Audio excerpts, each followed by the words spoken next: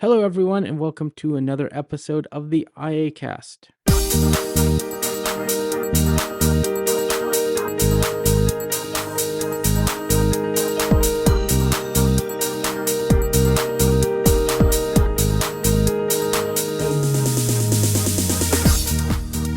All right, I'm Michael Dowies, and this week we have another great group of folks with us. We have Angie Fisher with us. Hi, Angie.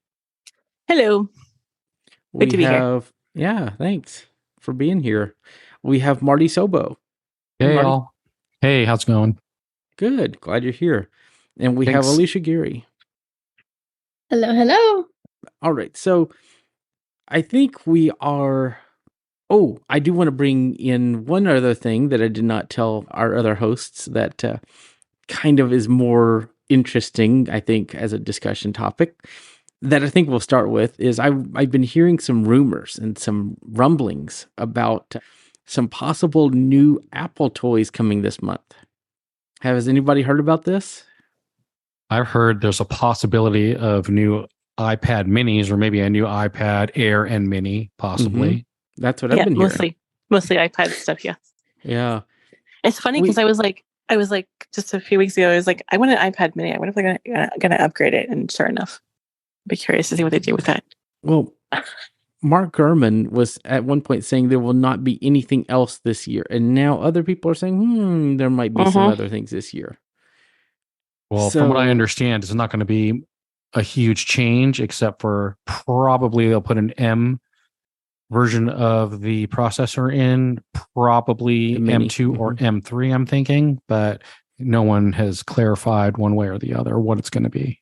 I don't think it's going to be a design change. This is a brand new design for the Mini this last go around. So if anything, it'll be just a small bump, probably with a new processor is what my guess is. The only other thing I heard is maybe they'll come out with a Mini in two sizes, like a small size and maybe one that's just a little bit bigger. But who knows? Right now, there isn't anything confirmed. Just all speculation, really, at this point. Yep. It'll be a surprise. I love my iPad mini. It would take a lot. I mean, I don't know. I don't know what would get me to upgrade my mini. It just... Apparently, there's a what they're calling jelly scrolling effect for visual users that I don't quite understand. My iPad works great for me, and it's supposed to fix some of that. But now, if they put like 120 hertz refresh rate on the iPad mini, you betcha I would update. But I don't think they're going to do that. I want to document it here right now, guys. There's actually Apple product coming out potentially that Michael is not going to buy right away. Well... You know, that's happening a lot lately because I have not updated my Mac yet to the M2 Max, and I think I'm going to go ahead and stick with the Apple Watch Ultra 1 instead of going up to the 2 this year. Really? Mm-hmm. Nice. I think why is this? I think that there's some neat features like the new the ultra wideband chip, I guess the U2. Yes. Mm-hmm. And not the band that's going to be in there, but I feel like it's not like it's the same form factor, same everything. My watch is still a great watch. I charge it every 2 or 3 days. It's a great watch. I want the Bono watch if they're going to have U2 in there. Yeah. Yeah. Just like, I got it. The thing I struggle with the watches is currently I have the 8, the larger one with cellular, and it's a great watch. I have no problem with it. I love it. But if you want to have local Siri and you want to be able to do the double tap technology, you have to bump up to the new watch. That's kind of frustrating, honestly. I have a 6, so I'm pretty ready to get rid of it at this point, but I don't know what I'm going to do. I think if you're going from a 6, that's a good time. Yeah. I just don't feel like I rarely use Siri on my watch. I know we have friends that use it all the time. I never do either. And I mean, that's beneficial for them. I think y'all know who I'm talking about. Who unfortunately can no longer be on the podcast. Still sad about that. Yep. He uses Siri all the time on his watch and dictation and that kind of stuff. So I only use it for like timers and stuff. Mm-hmm. That's about it. Probably going to use out. Starting workouts is a big thing for me on the watch with Siri. Totally. Yeah, I've heard that's pretty seamless. I'm probably going to end up using the Siri. It's nice. You'll like it. You're going to love it. Yeah. I'm kind of upset about the iPad upgrade because I've only had this iPad for like 3 weeks and there's going to be an upgrade. Are you serious? Well, I think I've only had it for 3 weeks and it's already outdated. Depending on when they come out with this, like, because I don't think that they're going to have an event. I think it'll be a quiet press release like they did last time, like they did for the Pros and Max machines. Well, I don't think there's any design change because, like on the Mini, they just redesigned it this past go around. The current model that's out right now is a new design change, and it was actually from the Mini before that. It was a full redesign from the ground up. So I don't think they're going to do any design change. I think it's just going to be an incremental processor probably update is what I think.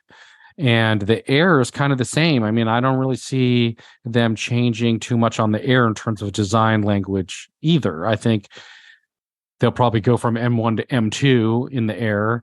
And I don't really know exactly what they're going to do with the Pros. I mean, they don't really need a design change either if they're sticking to the same design language, but I don't know what they have in mind. So. Now, the Pros, the talk about the Pros, and I don't think we're going to get those this year, but the Pros, they're talking about some big major refresh. Yep. Huge. Yeah, the talk is some big I've heard that's going to be next year. It's not going to be happening until next year. So now the M3 Pros, now that is something I'm looking at. Like Mini, maybe not an upgrade. The Pro, now that... Yep. And there's talk of a 14-inch Pro as well. Oh my, that's right. Well, I don't think they should have. They shouldn't have any iPads at this point without an M1 processor, because a lot of the software now developers are developing for M1 software. So, like for example, I use an app called Fairwrite, which is an audio editor on the iPad specifically. It's great. You know, it works with VoiceOver and it's super powerful and it's a great app. The developer just came out with a companion app to Fairwrite. It was released just recently, like within the past week, called Transcriptionist, where it will transcribe your audio right within Fairwrite. There's also a standalone app, but you have to have an M processor in order to be able to utilize that software. And I feel like more and more developers are developing to use their technology. You need to have one of the at least an M1 processor to be able to use it. So like for Transcriptionist, for example, you can't use it if you don't have an M processor. So at this point, I think that if they're going to be going to M3, then every iPad should have at least some version of an M processor in at this point. Yeah, and it just depends on... It really just depends on what it's supposed to do, right? Like the Mini is a good book reader and things like that. True. I mean, that's what I ultimately use it for is, consumption, because it doesn't have an M processor in it at this time. So there's things that I'm unable to do with it. So I need to go back to the 11 Pro, which is kind of like my main iPad. So you have a Mini too, Marty? Yep. I did not know that. All right. I have an iPad Pro 11-inch and I have a iPad Mini. And the iPad Mini, I basically just read stuff on it, watch stuff on it, whatever. It doesn't. Yeah. I've noticed a lot of people replacing Kindles with those. Yeah. Because they're a bit more beefy. They're smaller. They're a little bit more. Right. There's a lot more in there. Kindle. Everybody loved Kindle. Kind of going into the background nowadays. Tell you a story about my sister after we're done. Kindles are nice devices. I have a few Kindle devices, but believe it or not, I think that they are not as much in demand as they used to be because of iPad Minis. Like I have a Kindle Oasis that I was like, I gave it to my mother. I'm like, can you use it? Too small, can't read it. I was like, okay, well then find somebody else that would want it. And she's like, I can't. Nobody wants it. And that's a $300 Kindle. Right. Yeah. My sister got kicked off her phone one time. And so she snuck downstairs at night and stole Mom's Kindle to go on the net. That was my story. So they have their uses. Was it a fire or just a... Whatever the first one to have Wi-Fi would have been. I think it was a fire. Probably. Yeah, she got grounded for something and got grounded by using Mom's Kindle. So I think these are going to be great updates. I think that I'm just excited to see what we're going to get, from Apple. But time will tell, and these are all rumors, So we'll see if we get anything or if we have to wait till like March. Because we just got the A17 Pro chip. And that's a great chip, but I don't know that they're going to adapt that into an M3 right now. And I think, honestly, anybody that has a current iPad Air or even a Mini is really fine with staying with what you have until like the next, not this coming release, but the next one, unless they really surprise us, which they could, but I just don't see that happening. So the next announcement that came out this week might bore some folks, but I'm a gamer and I like to keep up with current tech news, so this is kind of the highlight of the week. There has been a development in the acquisition of Microsoft acquiring Activision, Blizzard, and I guess it's called King. I was looking at this whole process today, and wow, what a convoluted! Since the beginning of last year, that's crazy. Right. Wow. They've had a lot of the whole process is plaguing them. Just a ton of stuff. They've been having a lot of internal problems that have been plaguing them, though, and that's part of the reason this is taking so long and it's so difficult. Well, a lot of the problems have been external, with the UK saying that they were not going to allow this merger, all the way to other countries saying they were not going to allow it. And originally they laid out this plan to work with Sony to make sure that players could play the most popular games like Call of Duty for 10 years. And Sony still made a big deal about this issue, saying that it was going to make it to where there was not competition in the space, where Microsoft was going to make these games be exclusives, and Microsoft was like, no, we have the paperwork right here, the contracts and everything that says this is what we will do. I was talking about within Activision and Blizzard, or maybe not Activision, but Blizzard itself, and they've had a bunch of internal problems, and I think that's causing this merger to be a little bit of a slower process than it would normally take. So they've got, all of the different issues going on internally that they're trying to, now Microsoft's having to go in and try and clean up those messes. And then I think also dealing with all of the different countries and their laws and rules and everything else is also making it a little bit more difficult, take a little bit longer. Well, actually, it's actually longer, not even a little bit at this point. Activision Blizzard has had a very toxic internal work structure, and even gaming environments, like the gamers that play, are very toxic. And so they're trying to Microsoft plans to clean that up. But this suspicion is this is a way for Blizzard's CEO, I can never remember his name, Bobby something, to kind of step away quietly with all the stuff going on, so that he's out of the press. And I think that's going to be what happens. It was a $69 billion deal, and it went through completely yesterday. Sheesh! That's a lot of money. That is a lot of money. But it was approved yesterday. It has been finalized. So that means more games will come to Game Pass that are older games, like newer games, like probably Diablo 4, some of the others will still have to be purchased. That's the word on the street. But I think it's exciting because Microsoft does have a commitment to have games be on other platforms. With that being said, though, there are games that will obviously be on Xbox and the PC store first from Microsoft. And I mean, like, look at Starfield. That's an example of one. Yeah, I'd be happy as long as they don't try to make a bunch of stuff that's, that wasn't exclusive originally turn into exclusives. I mean, if you look at it, they purchased Minecraft, and they've been, they've let Minecraft be Minecraft. In fact, they've made more games in the Minecraft world since they purchased them. So I'm not terribly worried about it. I think Microsoft does a good job letting the game studios do what they do best. But that's just my opinion. That's a good thing, though. Yeah, it's a very good thing. Yeah.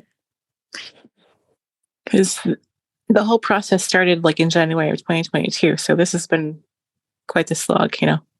I'm glad they finally got it to go through. Yep. So that's like a year and a half in the making. Yeah, almost 2 years. It's been a very Crazy. long process because the FCC, FTC, pretty much any government agency said, "Whoa, hang on a minute, this is a big merger," Mm-hmm. And so there have been a lot of things though that have come out. In fact, recently some emails leaked or came out about Xbox's roadmap, and now we know what Xbox plans to do over the next 10 years. So that's fun too. I'm excited about this as a gamer just because, well, being able to get all of my favorite games on Steam is great, or from Battle.net, which is Blizzard's launcher. But being able to get them from the Microsoft Store or the Xbox app is going to be even better. Kind of excited about that. And more achievements. Always more achievements. Being able to get achievements in StarCraft, oh yeah, I'm down for that. And maybe even be able to get achievements on other platforms too. That's exciting as well. So if you sign in with a Microsoft account, yeah, I'm totally down. I've been an Xbox player since 2006. So this actually since 2002. So really excited about this. If you can't I want to tell. play with it. I want to see I know blind people who play it. I've never done it before, so I want to experience that. A lot of people, and you can watch blind streamers play Mortal Kombat and Soul Calibur, and I've never done Killer it. Instinct. I want to play. I want to experience it. Mm-hmm. I've never done it. Yeah, we'll have to fix that. See how good I am. Well, it's a lot of those games. It's memorization, pressing the right buttons at the right time. Less so about being able to see and judge distance. Yeah, it's the skill is pressing the buttons and memorizing the combinations. Okay, that shouldn't be hard. The way I get out of being destroyed by blind players is by getting out of reach, because I know if I get close, I'm like I'm not gonna win, because I cannot remember all that stuff. Because 7 different button presses of 5 or 6 different buttons on a controller is just something. This is kind of akin to how we navigate our computers too. Yes, it's kind of the same idea. I'm gonna kick your ass.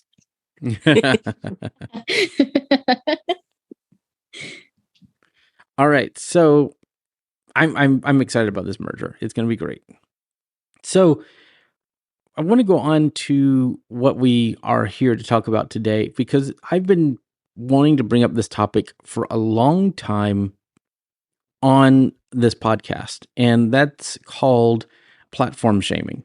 I think other people have used the term. It's one that I've really used a lot to describe this.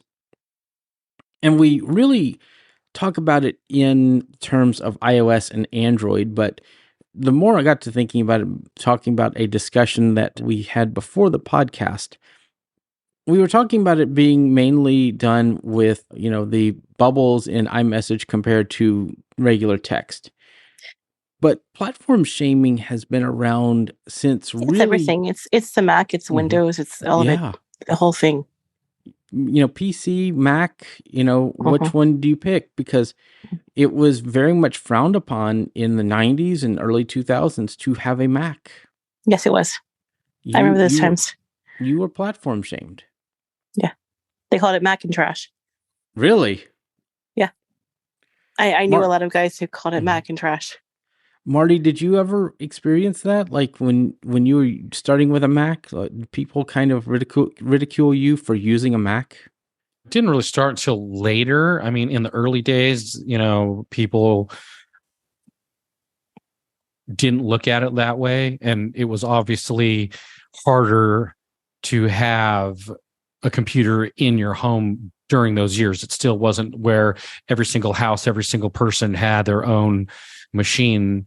Maybe you had one for the whole family, in those years. But as people had the accessibility to be able to have a machine in their house, as the technology of computers, home computers, came down in price and made it more affordable for people, that's when you started noticing the bad trends picking up, and, oh, you don't have this, so you're not cool, or you have that, and that's really a piece of crap, and whatever. You know what I mean? That's kind of when it started, really. And also, what's really ironic? I'm sorry, go ahead.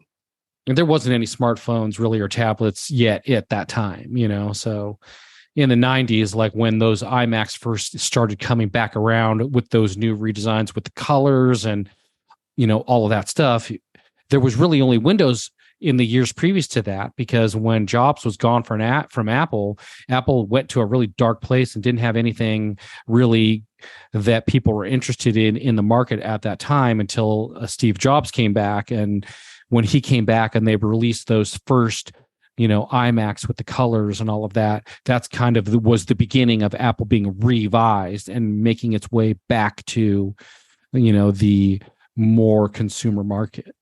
The ironic thing for me is when I was a kid, when I was like 8 or 9, I learned to type on an Apple.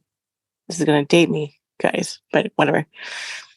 Our school had like old Apple IIe's and 2GS's. They were like, it goes back that far. And I learned to type on those guys. And that was a thing. And then it became Windows. Everything just shifted to Windows. But I enjoyed that experience. I really liked, what they had going as far as the older Apple stuff goes. And Angie, since, you were using computers, Mac computers around that time, back in those days, it was more of a cult kind of a thing. Yes. For example, the only place that you can find flying toasters was on those Macs. They had these special screensavers that were really, really cool, and they put a little extra oomph into a screensaver more than what Windows did. And the big thing was those iconic flying toasters. That was the thing for a few years. See, that's a visual thing I had no idea about. This is super cool. I love this stuff. So yeah, it's a bit of a, 2E's, 2GS's, the big back when discs really were floppies, that was a thing. Yep, they had those 3.5 inch drives, and the screens were kind of interesting at that time. They were like this weird black with kind of like a bluish sort of color. Some of them were green, some of them were blue, but and then that fun when they would start up, that fun whirring noise, that noise when they'd start up. Yeah, those were fun. They were, and the originals were the 5 1/4 that were really soft. Really soft. Yeah, I remember those. Yeah, I used to use those. Yeah, that's how I love my schoolwork. The only other real big consumer computer that was out during that time was those Commodore 64s, which was a huge popular thing also. And so that was the big thing, was either you had a Commodore 64 or you had one of those Apples. And they were both pretty new on the home, computer front for having a consumer computer at home. But, even today, I had a person tell me this week that, I said I could not open a certain kind of a file. And they said, "Oh, you really need to be using a real computer." Oh, what? That's rough. Wait, what do you mean a real? I guess it doesn't really matter, but wow. No, we won't go into names here, but yeah, I was told that, during a meeting. Oh my god! This is a professional situation. Wow. Yeah, and I've actually seen other blind people, do that too. It's like, you use Mickey Mouse computers. If you guys didn't use Mickey Mouse computers, you'd be able to get stuff done. Have you ever used a Mac? It's both platforms exist in my life just fine. I don't know why people can't just get on board and let it ride. It's technology. It all helps us. They all have their bugs and their issues, but they all have their amazing points too. Yes. Definitely. And nobody seems to want to realize that. Or very few people want it. You're going to say something, Marty? Nope. Oh, I thought I heard somebody say something. Okay. Yeah, and so for me, it's why I wanted to bring this up, because I feel like as humans, we like to think that my thing is better than their other thing. Somebody told me we like to one up each other. Yes. Well, not just that. People have what I like to call the like me thing. disease. The like me disease. If you're not like me, then you're wrong. And that goes to what we use. I use an Android phone, so if you're not using Android, your device is inferior to what I use. Right. That's kind of the how walled garden people think. Is evil. Mm-hmm. Well, not even the walled garden, because the walled garden's a little different. But I guess if you say, I see what you mean, because like Apple's walled garden is evil, like the way that people look at that, Android's wide open. It's configurable. It's this. It's that. The walled garden is evil. Well, it keeps things safe, to an extent. But yes, to an extent, right? Yeah. To the extent that anything can be these days. And yeah, because at the end of the day, people are going to do what they want to do, and people are going to break down those walls any way they can. So there'll be people. Yeah, absolutely. That's why we're at 17.0.3 now. Security fixes, hole patching. So it kind of comes down to how do we resolve this? How do we change our views so that we can say that what somebody else has, because and we kind of do it too, if you think about it, because in the blind community we have a device called the Blind Shell Classic 2, and everybody goes, oh. Yeah, I'm one of those people. But if you think about it, for the type of person that needs it, the Blind Shell Classic 2 is a great device, right? For the people that need it, it's a great device. It does what they need, and that's all they need, And I think it's kind of like what we say on this podcast is you need to make the best choice for your situation. But that's the great thing about tech. It's so versatile. Like people like buttons. That'd be a great thing for people who prefer buttons to touchscreens. Right. In this day and age, with all of this technology we have now, honestly, it's all pretty much the same. It really depends on what your preferences and what your needs are. Any smartphone is going to have a web browser. Any smartphone is going to have an email client. You can listen to music, watch videos, take notes, do all of that stuff on any device. It just is, what do you prefer to use? What is going to suit you better in whatever situation you're trying to do, whatever that is. And you need to look at the different devices and figure out what has the thing that is going to suit you the best. It should be a personal choice, not because everyone says you're not cool if you don't have A, B, or C, whatever it is. You know what I mean? You have to look at what your needs are as an individual and make the best choice for yourself on what your personal needs are. And honestly, like in the end, with how powerful everything is these days, they all pretty much do the same thing. It just really comes down to kind of what hardware do you prefer. That's really, and what needs do you have that maybe one device has over another device that maybe doesn't have a certain thing or things. And speaking of the Blind Shell Classic, and Angie kind of brought this up whenever she said, people who prefer buttons are going to like the Blind Shell. Did you know that the Blind Life did a video on this, and I can't remember what the device is called, but there is like a small handheld module that you could get for your iPhone that basically allows you to use physical buttons. The Hable one. There's a couple of them, that's a keyboard. That's a keyboard. No, it's called a Sense Player. And the Sense Player allows you to be able to sync it to your iPad. And then once you have it that's set not what up, I'm talking about. the iPhone. The Sense Player does like several million things.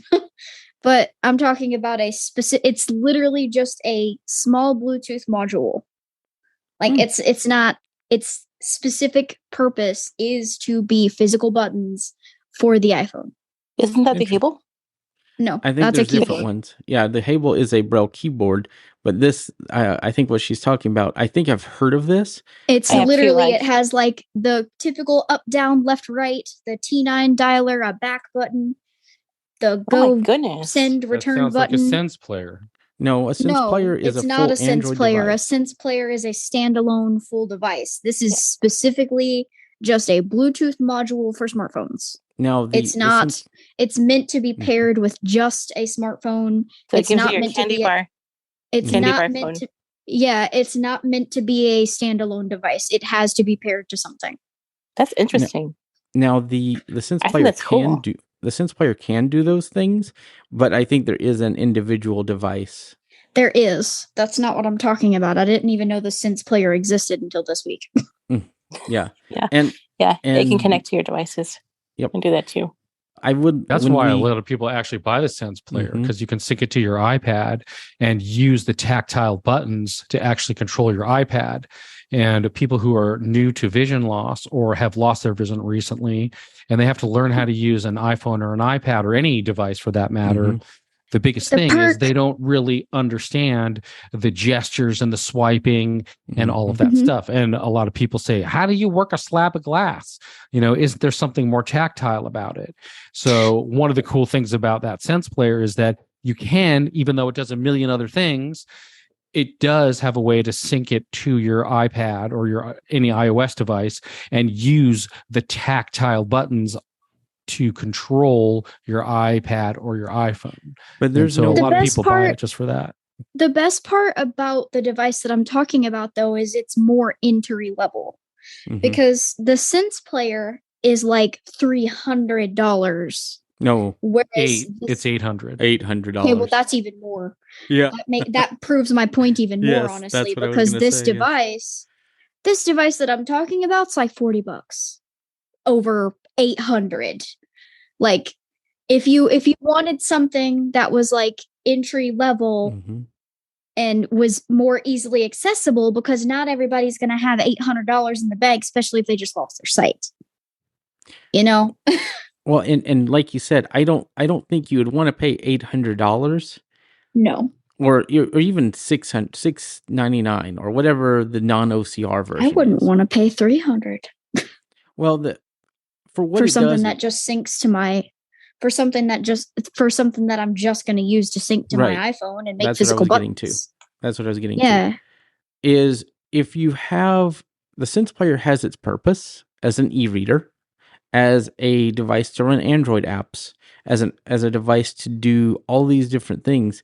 But I mean, you would even the Orbit Writer or the Hable or this other device, which will be in the show notes, will be, I'm looking it up now. Okay. I think those will be better options than paying for like a Sense Player. I think I would not want to pay that kind of money just to control because you're already paying, $1,500 for an iPhone, for certain iPhones, or $2,000 for certain iPads, and then, or as low as like $500 for an iPad mini, but then you're paying another $600 to $800 for a Sense Player. I don't know how much sense that makes. So again, but I mean, of course, if you want a alternative player for books and things, it has that added bonus of being that book player and controlling your device and these other things. So there's bonuses and weaknesses for everything. I don't think the Victor Reader Stream 3rd Gen can control your devices. I don't think so either. I mean, I could go and ask Taylor because she has one and find out, but that would have to be for a follow-up. But, back to our discussion, it just depends on what your needs are. Like, Android can do, and kind of going back to the, messages and things, I really kind of fault some of these companies for their marketing because they kind of say, you need this, Apple really has just said, iMessage can do these things. Boom, done. They haven't really said you need iMessage and that's why you need to buy an iPhone. They may kind of subliminally be marketing that. But I do kind of say that Google is making the situation worse by saying, blame Apple for the blue bubbles and having their, what's their protocol called? For texting that's similar to iMessage. Does anybody remember? I forget what the actual the name of the technology is called.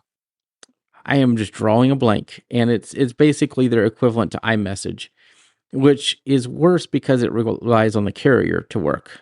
I think I want to say RTS, but that sounds wrong. So I don't remember.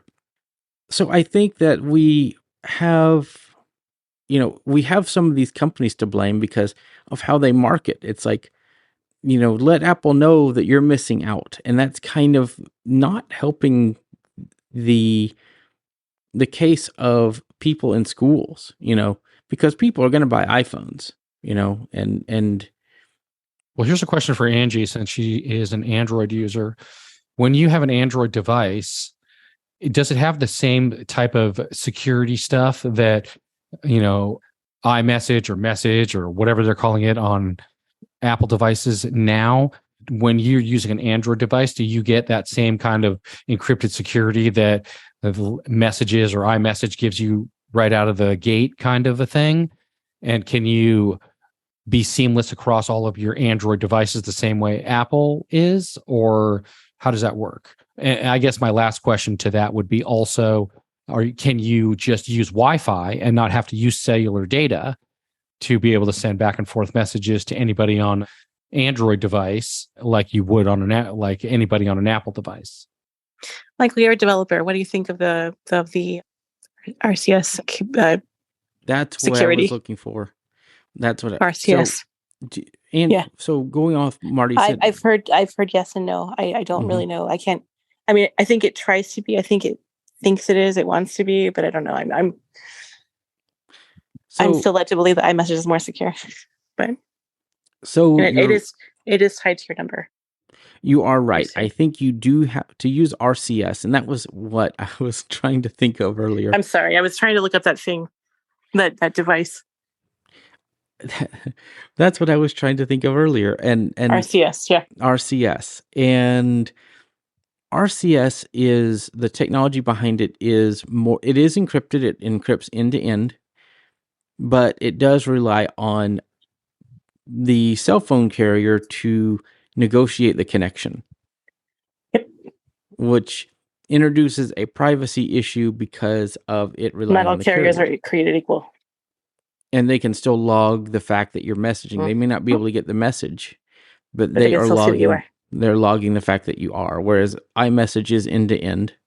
Well, I'm pretty sure that if you are on an Apple device talking to somebody not on an Apple device, then all of everything in terms of security goes out the window and it just becomes a regular plain text message. That's correct. Yes. Without any security or any features or anything. It's just straight up plain text. But if you're on an Android phone texting an Android phone, it uses this RCS feature. Provided that you're using Google Messages, I think that's the key. Isn't it? Oh, Google Messages does it. Samsung Messages does it. Samsung Messages does it. Yeah. To bring it back to the physical buttons for the phone subject, it is a Hable device, but it's an earlier version of it.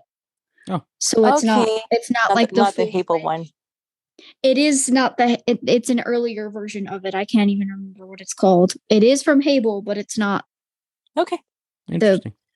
It's It's an earlier version of it, I think, because it came out like a few years ago. Because the Hable 1, I think, was one of those things that just came out. But correct me if I'm wrong. Pretty recently. Yeah, no, fairly recently. But this device is a more entry level device. This device like literally fits in your hand. It's like super small. But yeah, it is a Hable device. It's just an earlier model of it. Speaking of Android. All right. So, yeah, back to RCS. It's a good platform if you're talking to Android phones, but it will not go between the devices. And I think Google really wants Apple to conform and do this unified but Apple will not. Platform. But they won't do it. There's no way.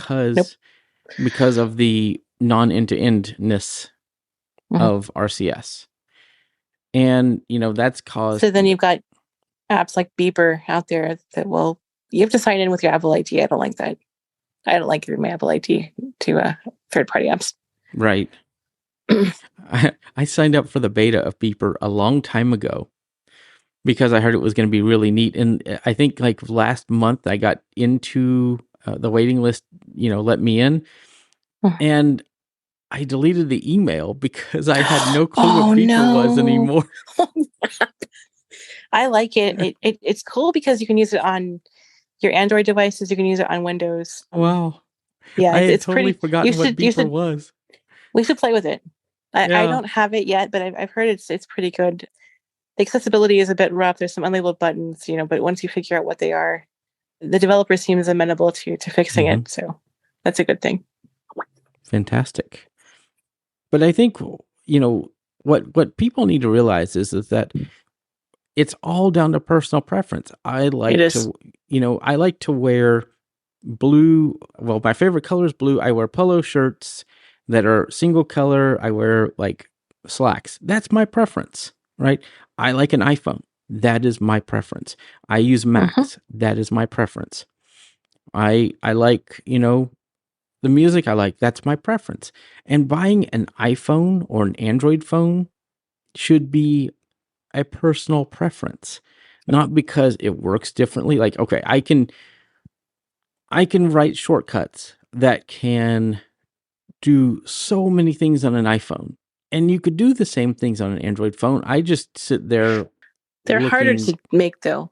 They're a lot harder to, more complicated, I think, to put together. Yeah, but some people love that complication. They love it. They thrive off of it, and that's just not me.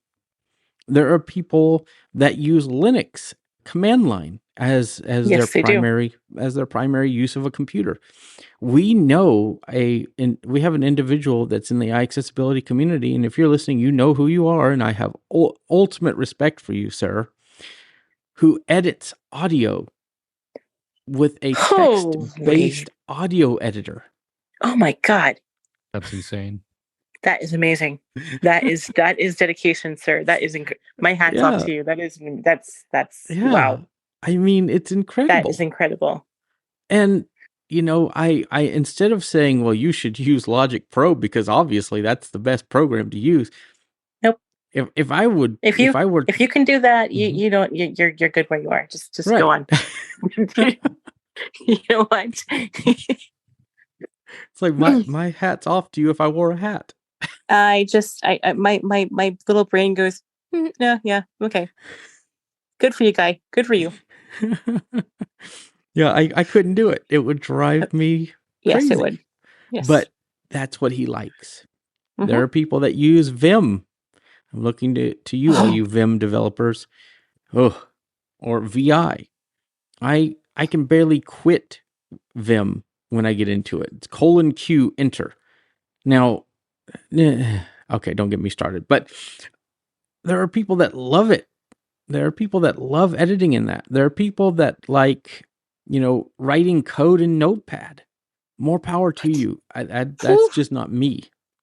Right. Well, I don't think they use Notepad as much anymore with how they've made changes. But, there are people that like Windows 10 and instead of Windows 11, or there's people still running Windows 7. I don't think that's advisable for security reasons. Nope. But what the thing is that And there are applications, I think it's called OpenShell, that will make Windows 11 work like the older versions of Windows, like Windows 7 and Windows XP, one of those. And that's there was this great. utility that would give you back your start menu functionality, like Windows 7. Mm-hmm. I can't remember what that was called, but yeah. Yeah. And that's great. The ability to make something yours is more important than what people think about it. You know, yeah. I think it's very important for people to realize that you should not be ashamed for anything that you do and for the way you do it. Now, I think it's good to hear feedback of how to make your workflow better. For example, I'll use our podcast network for an example with this. Michael Babcock and Demasi do pretty much everything on their computers from the command line. So they install apps from the Mac App Store with a command called MAS. And that's brilliant. That's wonderful and awesome. My style is not to do that, but I think it's awesome that they can do it. They use an application called LaunchBar, which is fantastic. It has more features than you could ever think about, you know. Love LaunchBar. Do you? Yes. It breaks my brain. I can't. LaunchBar, Keyboard Maestro. Yeah, those are my. Every time I get a new Mac, those go on first. Really? Interesting. Oh yeah. I tried LaunchBar and just even using it the same way I would Spotlight just didn't work for me, and I'm like, I've got to go back. I can't do this. You're used to Spotlight though. You know, yes. I mean, it's a matter of Yeah, everything that I do on a Mac is command space, type in. That's how I start every action on the Mac. And I when I teach LaunchBar, when I teach Spotlight, you know, it's more than just a search utility. You can do so much from there. Mm-hmm. Like you can run websites from there. You can. It's amazing. Right. And so for me, when I tried LaunchBar, it's a different mechanic, a different dynamic. And so for me, it just didn't work for me. But that's the whole thing. Use what works for you, and don't blame people. And I'm not saying anybody here does. I'm just saying for those out there that do platform shame, I advise you, don't blame people for what they use, because they know what works best for them, or at least I would hope so. If they don't know what works best for them, then a learning opportunity is always a good thing. But just saying that Android is lame or boring or this and that is not helpful. You know, and here's the thing. I develop for iOS and Android, and I build iOS apps and I build Android apps. And building Android apps used to be the biggest pain in the neck, just because you'd have to write your code and design your user interfaces with XML, and it was not easy to get things looking the way you want. I've heard that from more than one developer, though. You're not the first person to say that. Now, Google has changed the language to what's called Kotlin, which is very similar to Swift. And you could build your interfaces all in one file or similar files with your data, how you handle data. And that is very similar to what Apple does with Swift UI. And so we're at this point in even development where we can't say I still prefer Swift UI just because I like the style. But I can look at an application developed for, they call it Jetpack Compose. It's how you build Android apps for modern platforms. And I can look at it and say, I know what this does because it's modern. It works great. And you know, as a TalkBack user, that the degree of accessibility on Android apps, and I don't know if this is by accident or design, but it's amazing how accessible apps are over there. And that's pretty much the case on iOS as well. It's just, it's incredible how that's kind of become a thing. You don't see a lot of unlabeled buttons or controls you can't get to. It's really good stuff. So again, it's down to what is right for you. It's no longer the case of, well, iPhone can do all these great things, and that Android phone is always going to have a keyboard and a stylus. No. The D-pad and the what was that little Nerf thing? The little track ball. The trackball. You know what I'm talking about? The little eraser looking thing. Mm-hmm. Yeah, that thing. I remember those on Android phones. Yes. Ice-free shell and Yep.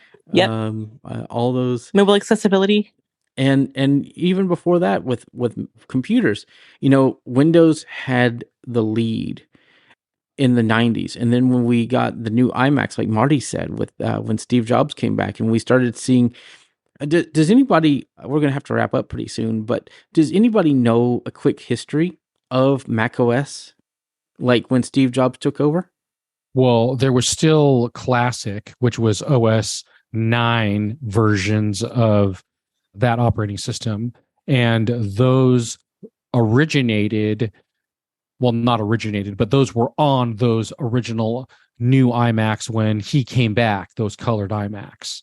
I want to say it lasted till around 99 or 2000 when they started doing versions of OS 10, and you were able to get a version of OS 10 and run it either on an external hard drive, or you could partition a drive and have part of your drive running the classic version of the operating system, which would have been anything previous to 10. That would have been, at that time, it would have been any of those 9 variants is what they were in those years when those iMacs came out.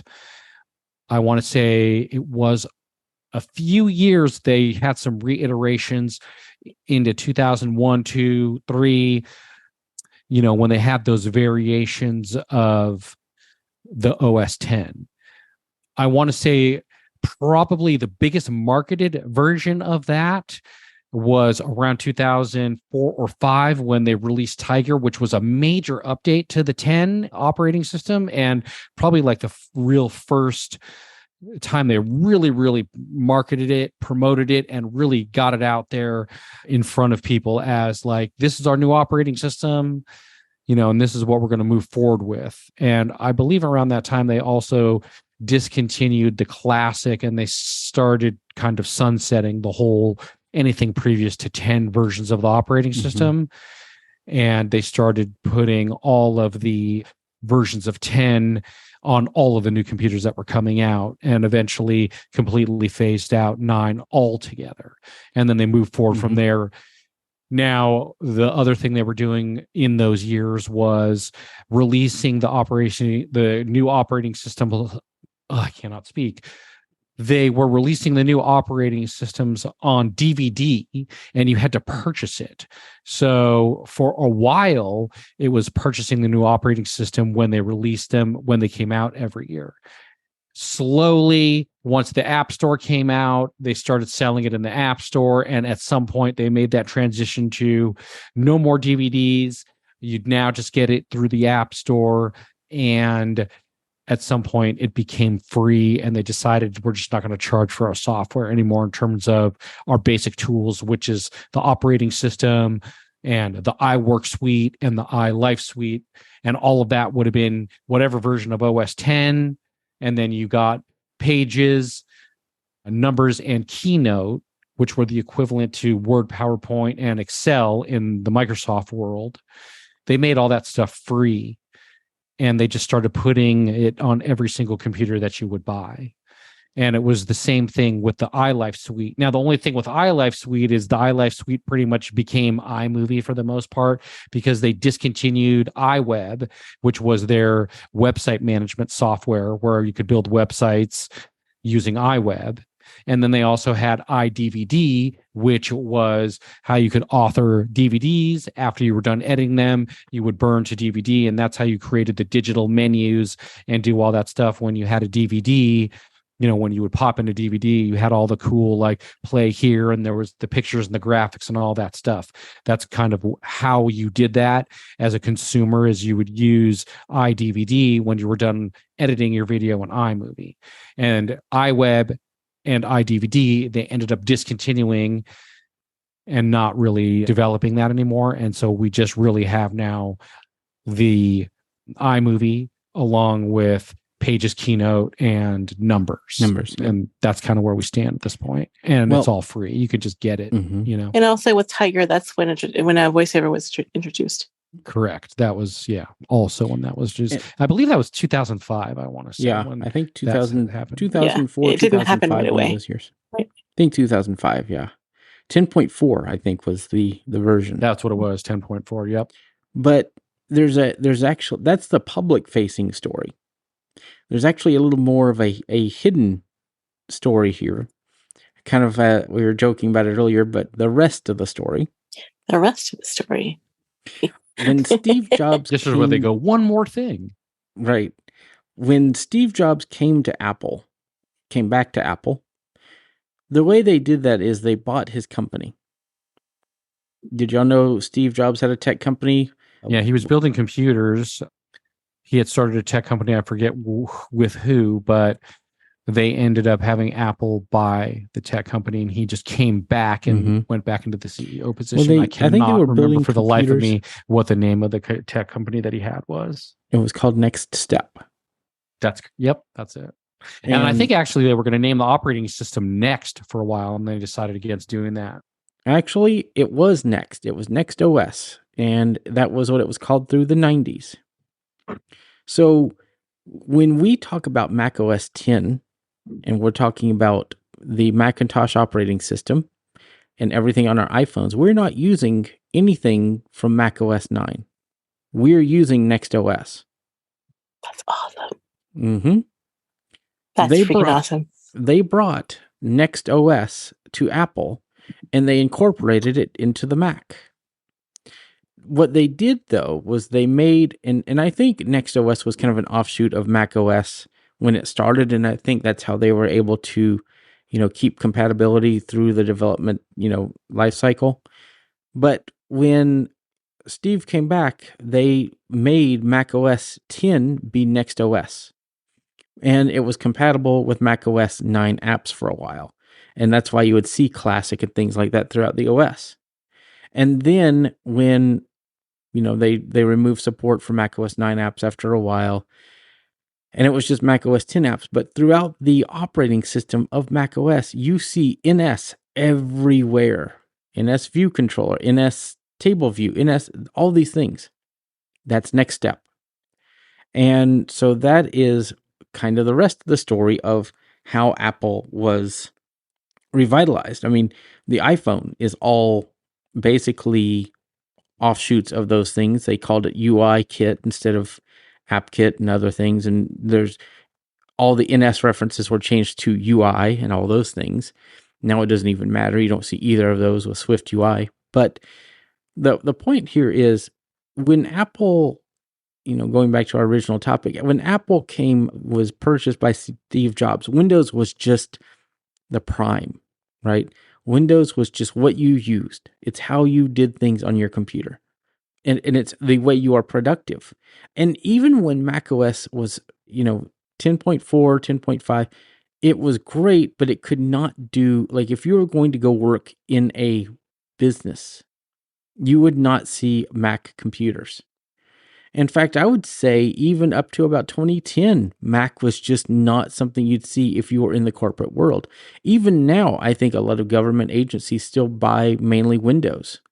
And so I think depending on what kind of career you're going to, you need to know how to use those. But, when you're at home and working on your own computer, have a Mac if you want one.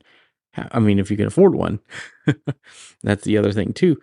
Have that Windows computer, have that Chromebook, have what makes you happy, not what other people think you should have.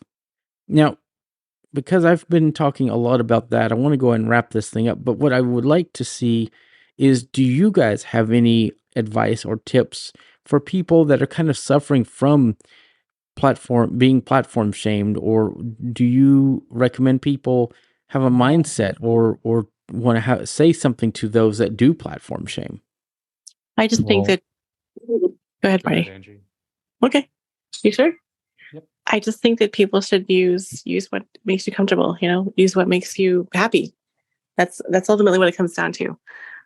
And don't be intimidated by your friend or whoever wants to platform shame you. It's a real thing, and it tends to make people feel that what they have isn't good enough, or that it's not the cool thing, and that's not cool, because use whatever helps you the most. Use whatever is the most beneficial, lets you be the most productive. Yeah, I would agree with Angie. I mean, it's what you should do. Look at what all your needs are and shop around and figure out what you can afford and what the best thing that would be in your budget is going to be able to get the most things done on the list that you have. I mean, that's going to be ultimately the best choice. I would say that all of the devices pretty much do the same thing at this point. They all search the web. They all have email. They all can make a task manager or to-do list. They all, can do notes. They can play music and do all mostly the same stuff. So with all of that being said, look at, the hardware in the phone, look at your price and what you can afford, and try and put together something that's going to be the best bang for the buck and be able to do the things that you need it to do. I think a lot of the platform shaming too comes from inexperience. People just what they don't. Usually these guys have never used the platform that they're tearing down, right? And if they have, it's usually dated information. So that's another thing to think about. That's a good point. Because look at how many people pass around misinformation about VoiceOver, or about the Mac, or about what you can do with the Mac, and if you really start to dig into what these people are saying, they're basing it on information that's 5 years old, and tech moves at the speed of light. It's not only is it frankly crap, it's erroneous information as well. Right. But I have to agree with what you guys are saying as far as like the whole platform shaming thing, because I've been there, especially me being an Android user and my family being dominant iPhone. I've been there. Oh my goodness. Like why don't you just do this like everyone else in this house? And I've also had people tell me like, oh wow, Android is so inaccessible and it's not usable for people like you, and I don't understand why you still try, and blah blah blah blah blah. I've been there. But I feel like it's people going off of what they've experienced, and they haven't had the chance to like actually sit down with these devices and see what they do and understand how they can help different people in different situations. They've just understood like, oh, it doesn't work for me, which means it probably doesn't work for anyone else. Obviously that's not the way to go. But yeah, I'm in agreement. Don't let people talk you into, switching, or don't let people talk you into thinking that your device just isn't worth it and that it's not going to do any good. Just use what works for you. Yep. Well, this is kind of the episode that I've been wanting to have for a while. I've been wanting us to really talk through this topic and get some different perspectives. I mean, I know that we've all been platform shamed, and I'm sure in joking ways we've kind of done our own platform shaming, because we have been there where we talk about what we like, and so I think it's just good for us to realize people have different needs and wants. Now, if somebody does come to me and says, I have a what was one of the old, like a Google G1 or something, I'm going to say, why? From 2008. Well, I got it. I got a lot of it from when I started playing with Android this time. A lot of my Apple people were like, oh, you're going to do, I'm a geek and I just like to experiment and play with stuff. And I had an opportunity to do it. So yeah, I tried out Android and Windows, and they all have a place in my life. They all have things that one does that the others can't, or whatever. They all fill a niche. And that's the important thing to realize. They all have, capabilities. Right. I mean, probably after the podcast in a little bit, I'll probably switch to Windows and do some gaming. That's why I use Windows personally. Right now, when I can fully move everything to the Mac because the game porting toolkit has gotten so good, I can do that. Yeah. I mean, if I could just have one computer in the bag, that would be great. Yes. So it just depends on use case. So I think that's what really we need to come away with. And I think it is okay to ask somebody, why is this your preference? Sure. I think that's okay. Right. That's acceptable. I agree. But, because you might be able to educate someone, teach them something. But also, I think it's good. I do think it's good, though, to have a healthy conversation to say, well, that because somebody may not know that the iPhone can do shortcuts easier than an Android phone. Oh, it can. Yeah. And so those kind of things are good, healthy discussions. And I don't think that we should say you can't have those. I'm just saying, don't just say mine's better than yours. Because it really isn't. Right.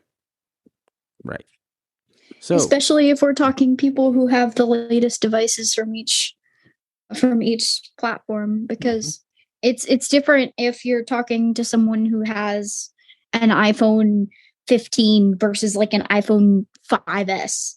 Like obviously they're not able to use the most up-to-date software, and they're not able to do the things that an iPhone 15 could do. Like you could be like, oh well, do you know that your phone's almost 10 years old? Right. It's funny because like I have an iPhone 13. I think Marty, do you have something like that, another test iPhone 13 as a test device?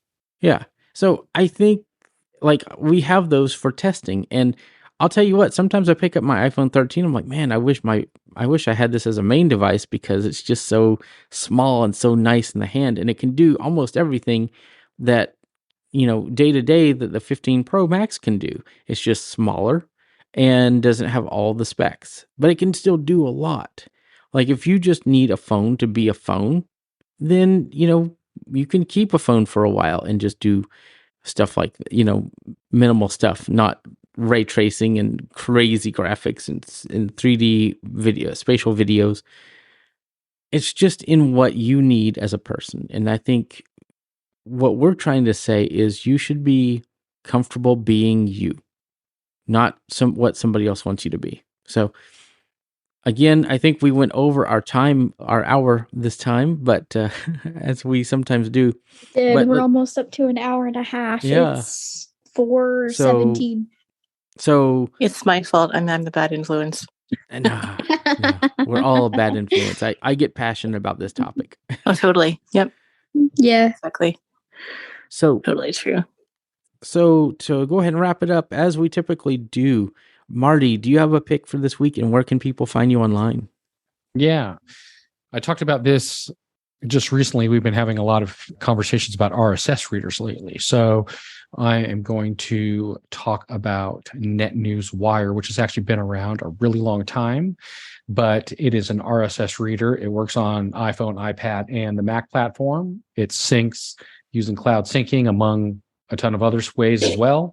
It works great with VoiceOver. It's a great app. If you're looking for getting into RSS and you haven't, it's a great place to start. It has all of the baseline technologies that you would need in an RSS reader. It's fake. It's not fake. It is great with VoiceOver and all of that, so give it a try. You have nothing to lose with it being free on all the platforms. So that's pretty awesome. If you want to track me down, I'm on Mastodon. You can find me at marty@unmute.community. Fantastic. And Alicia, do you want to go next? Sure. I have been playing around a lot with Ferrite, using it for editing and things like that for my audio, because I tried Logic and wasn't really able to get the hang of it. So I feel like Logic has its place, but not really for me as a podcast editor. I feel like I'm probably going to be using Ferrite. So that is my pick for the week because it's really easy to use and easy to understand. And yeah, Ferrite. That's my pick for the week. If you want to reach out to me, I am on Mastodon, Facebook, and LinkedIn. On Mastodon, I am Blind One Lives at techopolis.social. On Facebook, I am Alicia Geary, obviously. And LinkedIn, I'm Alicia Geary. And I forgot to mention Discord. Discord, I'm Blind One Lives, or you can find me by just searching for my name, Alicia Geary. You can also check out my website at blindcopywriter.com. All right. And Angie, what's your pick and where can people find you? My pick is something I've threatened to do before, and I'll just try to make this really brief. It's my Concept 2 rower. It's accessible. It's good stuff. I could bang on about this thing forever, but it's computer. It's called a PM5, and it connects to your phone via an app, and you can control the whole thing via the app. You can set workouts. You can just row. You can do all kinds of fun stuff. So yeah, I love this thing. I've used it for quite a while, and it's accessible fitness equipment is a big deal, and there's not enough of it, in my opinion. So these guys go out of their way to make their things accessible. They're very aware of accessibility and the accessibility community. They even they'll modify their rowers for total and partial amputees so that they can row also. So it's really good stuff. You can find me on Mastodon, Tech Enthusiast, at dragonscave.space for now. Is it basically like a accessible like Peloton competitor, basically? They've been around forever. It's a rower. It doesn't have the games. It doesn't have like the it's not, based on Android or what have you. That would be like a water rower type thing. But this one it just has the PM5, which is its computer. You can even jumper a couple of rowers together via it has like an Ethernet port in the back. Oh, wow. So you can race people. Yeah, you can race each other. Wow, that's cool. Oh, that's cool. Yeah. So it's not really quite like a Peloton type. It's not a bike. Not exactly like a bike. No, it's a rower. It's a rowing machine. Peloton has different they stuff. Do. It has they have a rower, bike, a tread. They have a rower. They have a treadmill. They have a bike, and they have an elliptical. These guys do. They have a ski erg. It's called an erg, basically, which is, I don't know what that stands for. I should look it up. But anyway, they have a bike erg, a ski erg, and the row erg. So they do have, The Peloton has like it's like a, basically, I don't know, it comes with like its own subscription service or whatever, and there's like a coach that you work with. Cool. Yeah, this is just you pay for the rower. You can get all kinds of rowing apps that are accessible too. I might do a whole series on that because a lot of them are accessible and they work pretty well. And they'll interface with your performance monitor, and it just pulls your data from there, and then you can sync it with Apple Health. I wonder if that's a podcast idea for like accessible fitness ideas. There totally should be, because more people should. I mean, I don't want to be that person who's like, get off your but it's wink wink. We can make it happen. That would be kind of fun. We can make it happen. But you can have an accessible fitness podcast. Yeah, it's a great thing for weight loss, which I definitely need. It just feels good. There's nothing like a good workout. With how much you row each day, I see your activity on Apple Watch. Yes, you do. Yes, you do. So I cannot lie. Michael knows it all. I forgot. Apple Watch has like the synced, like the shared workout. You can share work. Yes, you can share. With that your would friends motivate me. Well, and they have challenges. You can challenge each other too. Samsung doesn't have that. What? Well, I mean, Samsung has it, but it's not as seamless. It's not as integrated, or there aren't as many people. It's not as social populated. Mm-hmm. Yep. Yeah. As far as So I see like that would really motivate me to get off my butt. Yeah. Well, maybe this needs to be a whole topic about the different types this of should trackers. Yeah. Let's do it. Fitness tech, accessible fitness tech. Fitness trackers. Because I used to use Fitbit, and you can still use Fitbit, but you're going to be, you have the app and the app's dashboard. That's pretty much the only way you can access it. Mm-hmm. And I did that for years. And then Apple Watch happened, and I was like, oh, this is awesome. Yep. So, and the Pixel Watch 2 is pretty good too. So we will have a whole episode on that, but we're going to have to wrap this one up pretty soon, but great topics. My pick this time is an app that Michael Babcock and Demasi got me. They kept talking about it enough and talking about it and talking about it and talking about it. And I said, I just need to try it out. And I'm on a trial. The app it's called Devon Think, DEVON Think. Have you heard of this, Angie? I've heard of it, but I'm not familiar with it. So Devon Think it's an app where it works on your Mac. You can store, it's kind of like if you've heard of Notion, it's a much more accessible Notion for one person. You can store your database in iCloud, and you can add text documents, HTML, rich text. You could add all kinds of other data. You can pull things in from the internet, like clip things to it. It's completely accessible. You could store it in Dropbox, where people that use the app can also log in and get in your database, and you can all collaborate. And it's basically, I want this. It's $99 a year. And what's neat about it is they also have Devon Think to Go, which is an iOS app, and it will sync to your database in iCloud. Now, the next thing that's neat with it is you can add RSS feeds to Devon Think. So it will pull in your RSS feeds, kind of like email, and you could read the articles. It'll give you a description. Then you can go and view the full article. And then you can go delete it like you've read the article. And then when more come in, you just read your RSS feeds. And it works like that on the mobile app. That is cool. And in the desktop. And they, like I said, they have a trial. They have 3 plans. They're $99 a year plan, $199 a year for Pro, and $499 for the server. Which, yes, I am considering. Because if I could put a server up in my house, a Mac server with Devon Think, and everybody can just log in and access it, that would be amazing. Because it's like Notion, but accessible. My gosh. So I'm really excited about this application. I've been playing with it for quite a bit. I need to do some more playing around with it, but I think like we can even add a database to a web server or to Dropbox. And then other people can download it. So Angie, if you want to play with that, we can.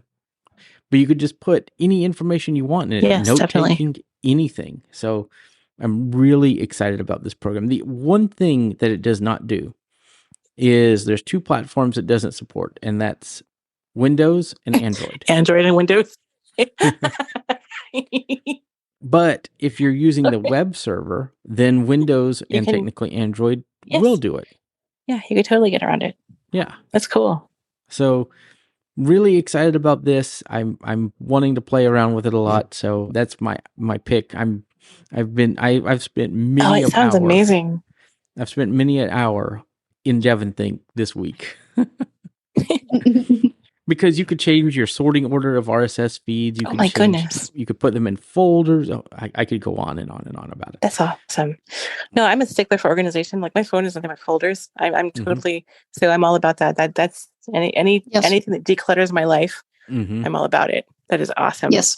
Yep. I mean, this can almost be like your second brain. Like Alicia says, Notion's her second brain. This is kind of an accessible second brain. That's nice. Yeah, Notion is definitely my second brain. I put everything into Notion. Yeah. So, where you could find me online, I'm Mike Dowies at techopolis.social on Mastodon, which can be synced to Devon Think, by the way. You can add Mastodon feeds to Devon Think. Yeah. So, it's really cool. So, that's where I am on Mastodon. I'm Mike Dowies on Twitter or X, and Michael Dowies on Facebook. I'm Michael Dowies on pretty much all platforms. LinkedIn, just search for me, and you can email me at mikedowies@icloud.com. You can email the podcast at feedback@iacast.net. You can follow the show. We do have some Mastodon accounts. Just look for IAcast. Believe it or not, I think most servers will find it now. And we have, before we go, I want to mention the iAccessibility app. We got a huge update. We have a new radio station, And well, it's the same content, new location on the radio. And so that's been updated. The app has a new look for iOS. There will be a new update for Android eventually. I'm working on that. And I'm really liking the new app. There are new articles. Well, there's currently a new article in the iAccessibility report. So go check that out. Really excited about that. And by the way, those will be coming weekly now. Probably since I posted it this Saturday, I'll probably keep it up posting on Saturdays. Mm-hmm. Loving the creation of those so far. I think that's my first article that I wrote for this for iAccessibility, so I'll keep them coming. And we're always looking for authors. If you want to have your content in the report talking about accessibility and different products, we are always up for content. I think I might rework my BSI article and post it. Fantastic. So I'm excited about that. The more content we can have, the more the app can shine, and we might even have push notifications on the iOS app from time to time when there's new content. So be on the lookout for that, because people loved that in the past. So I'd love to get back to that. So great news, great things going. Unmute's going really well. We had, there were some great topics. If you have not heard the Unmute with Jeff the technically working with Jeff and Sean, check that out. That was a great podcast. We had, Marty, you want to talk about the Lady A episode from the last week on the Thursday? Yeah, it was just a quick update on some of the new products that came out, as well as some of the things you can do to connect your devices and how to enhance your A-Lady device. Fantastic. And we, of course, the community call, and there are a few other topics, so check that out. And this has been a great episode, a very long episode as can happen. So thank you all for being here. Thank you all for listening on YouTube and the radio. Subscribe on YouTube, comment, like, all the things that you should do if you're a good YouTube viewer, and let us know your thoughts. And we look forward to seeing you on episode 200 next week. I'm really excited that this will be episode 200. So check us out there, and we will be back next week for some new content. Not sure that it will be a dedicated topic as we typically do. We might just be talking about IAcast, the past 200 episodes, or the past, I guess, 199. I don't know. So it's going to be great. It'll be fantastic. So thank you, everybody, for being here, and we'll see you all next time. Thank you for tuning in to the IAcast. We hope you enjoyed the show and found the conversation to be insightful and informative. If you have any feedback or comments, we'd love to hear from you. Please send us an email at feedback@iacast.net. You can also follow us on Twitter at IAcast Network to stay informed about new episodes and other updates. Don't forget to check out more great podcasts on the IAcast Network, iacast.net. Thanks for listening, and we'll see you again soon.